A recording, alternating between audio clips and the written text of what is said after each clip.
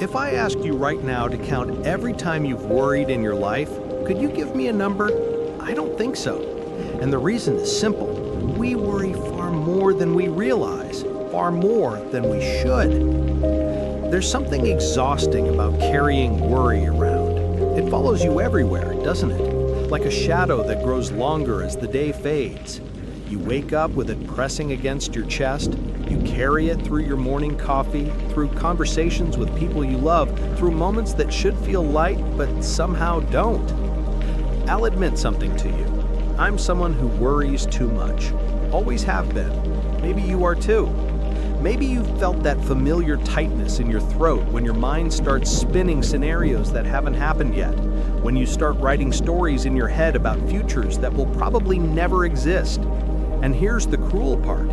Most of what we worry about never comes true, but we suffer anyway. We lose our peace anyway. Peace. That's the word that matters most to me. Not success, not achievement. Peace. That quiet place inside where you can breathe without feeling like the air is too heavy, where you can exist without constantly bracing for impact.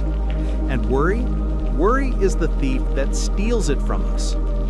I'm not talking about the big things, the real catastrophes. When someone you love is sick, when your own body betrays you, when life delivers one of those blows that actually deserves your fear. Those moments are real, they're heavy, they're allowed to hurt. No, I'm talking about the small things, the everyday anxieties that nest in your mind and multiply like weeds. The ones that, if you stepped back and looked at them from a distance, you'd probably laugh at. But up close, they feel massive. Let me tell you about something ridiculous. I've left my house dozens of times and spent the entire day worrying about whether I locked the door, whether I turned off the stove, whether I left something important behind. It's such a trivial thing, but my mind doesn't see it that way. Instead, my brain writes an entire movie. Act 1, I forgot to lock the door. Act 2, someone notices. Act 3, everything I own is gone, and I'm standing in an empty apartment, realizing it's all my fault. Credits roll. And none of it is real. None of it is happening. But the anxiety, that's real. The loss of peace, that's very real. We create fictional disasters and then mourn them as if they've already happened. We rehearse tragedy before it has any reason to exist. Our minds become theaters playing horror films on repeat, and we're the only ones in the audience unable to leave. The worst part is how automatic it becomes. One worried thought leads to another, which leads to 10 more, which leads to 100 possible catastrophes. It's like dominoes falling in your mind. Once the first one tips, you can't stop the cascade. What if this happens? And if that happens, then what? And what if it gets worse? And what if I can't handle it? And what if everyone sees me fail? 1,000 scenarios, 1,000 different ways things could go wrong. And statistically speaking, 99.9% of them will never happen. You know what I realized after years of doing this to myself? Our worries aren't random. They're not just floating anxieties with no anchor. They're connected to something deeper, something more painful. They're connected to our fears. Think about it. When you worry obsessively about someone not texting you back, what are you really afraid of? Not the silence itself. You're afraid of being forgotten, of being replaced, of not mattering enough. When you worry about failing, you're not just afraid of the failure. You're afraid of the shame, of disappointing people, of proving that voice in your head right, the one that says you were never good enough to begin with. I remember waiting for my university entrance exam results. Weeks of uncertainty. Weeks of my mind writing scripts about rejection, about having to tell my family I didn't make it, about standing there while they tried to hide their disappointment. I wasn't just afraid of not getting in, I was terrified of being a disappointment, of seeing that look in their eyes that says, "We expected more from you." That was the real fear underneath all the worry.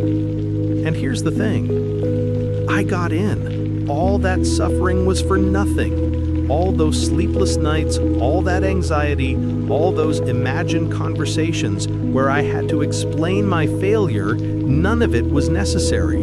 I tortured myself over a future that never came to pass. Maybe you're doing that right now. Maybe there's something sitting in your chest, heavy and dark, telling you stories about how everything's gonna fall apart. Maybe you're living through a disaster that exists only in your imagination. And I know what you're thinking, but it could happen. Just because it hasn't doesn't mean it won't. You're right, it could. Theoretically, anything could happen. But let me ask you this, is it happening right now? In this exact moment, is the thing you're worried about actually occurring? I saw something recently that made me think. There was this video, someone standing at the top of a staircase with a jar at the bottom. They had 1,000 tiny plastic balls, and they threw them all down the stairs at once. You'd think at least one would land in the jar, right? With 1,000 chances, surely one would make it. Not a single one did. Not even close. That's what our worries are like. We throw 1,000 possible catastrophes into the universe, convinced that at least one will come true.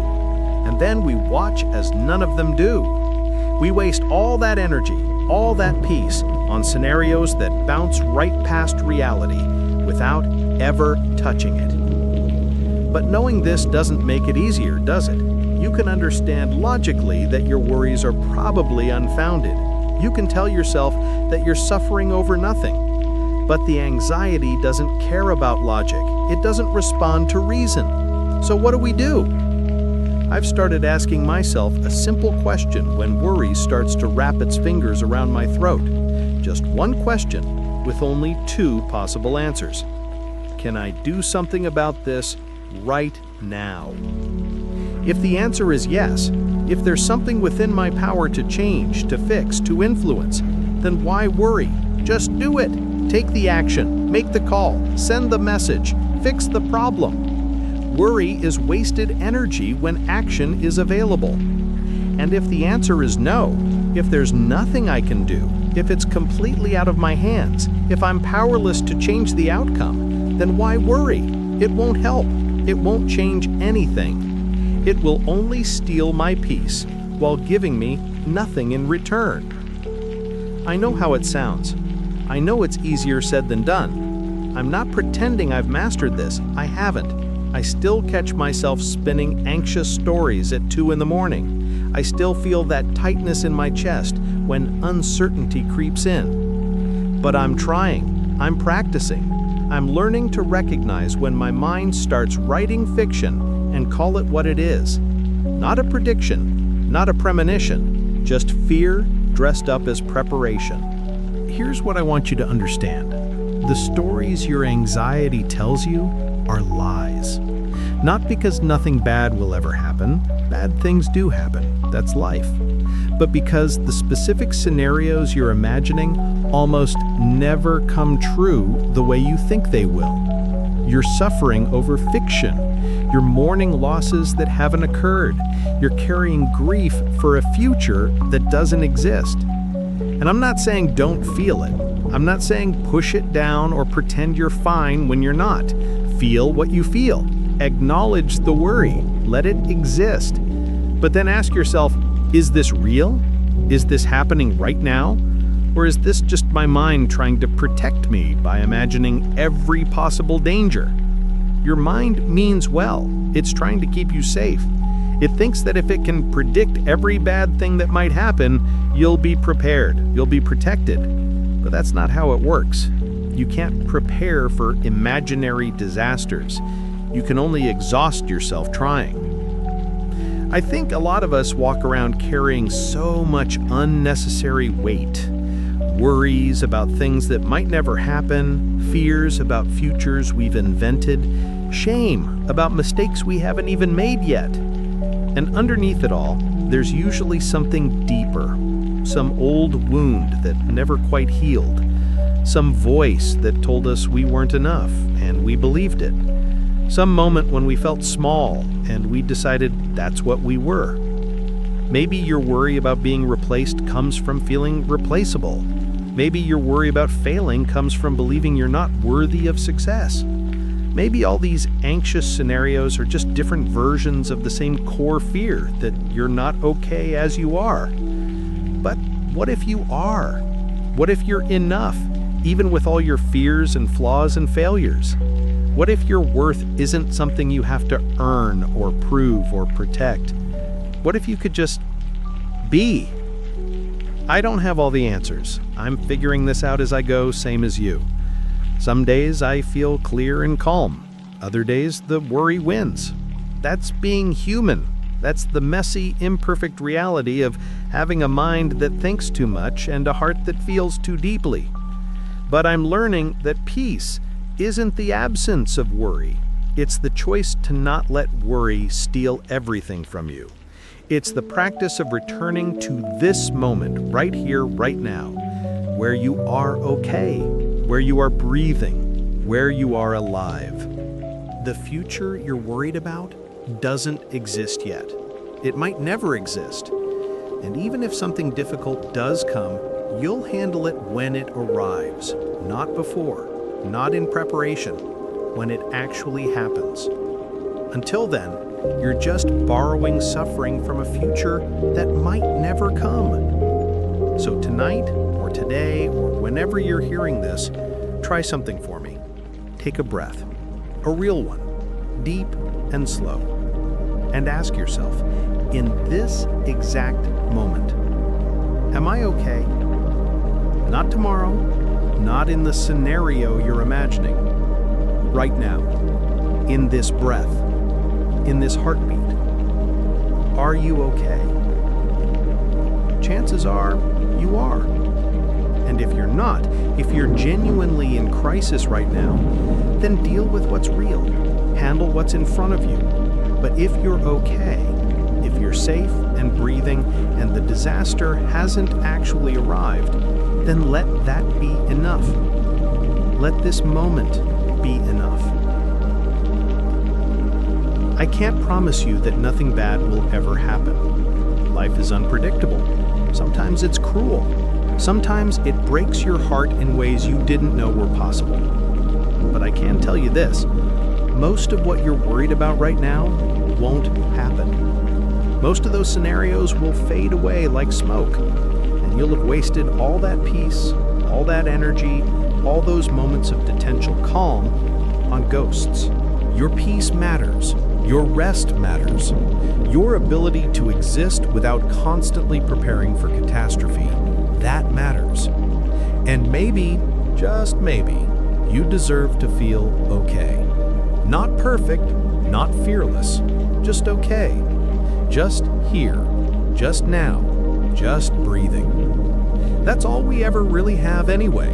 This moment, this breath, this choice to either feed the worry or starve it, to either rehearse disasters or live in what's actually real. You're going to be okay. Maybe not in the way you're planning, maybe not in the timeline you've imagined, but you're going to be okay. And until you're not, until something real actually requires your fear, try to let yourself rest. Try to let yourself be here. Try to let yourself be at peace. You deserve that much at least.